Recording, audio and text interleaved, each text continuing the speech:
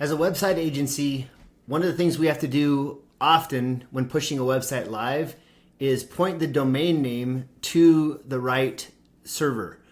So this is the process of doing that. And what I'm talking about today is giving the web agency delegate access. Let's say you're using GoDaddy, you come here, you're on the hub or the home, and the first thing you do is go up in the top right corner of your screen, you click on the little icon and you go to account settings. When you get to account settings, you're going to see all the stuff here, and then you're going to see delegate access. Click on that.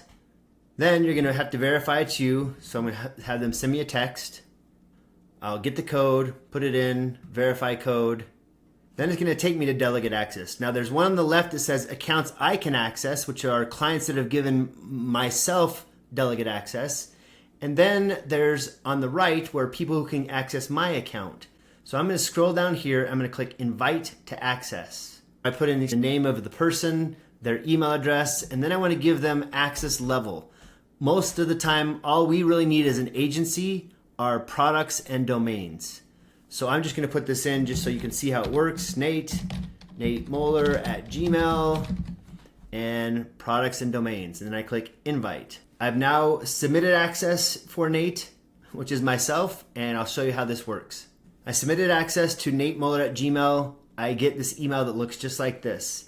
Now what's going to happen here is I need to be logged into my GoDaddy account to receive this access accurately.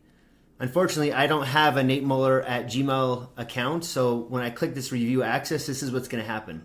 It's going to say confirm access. You're about to establish a relationship with this account. It's not your account. I'm going to click confirm access. In this case, we're going to say we're unable to verify this invite. This is because the Nate Moeller at Gmail doesn't have an account with GoDaddy.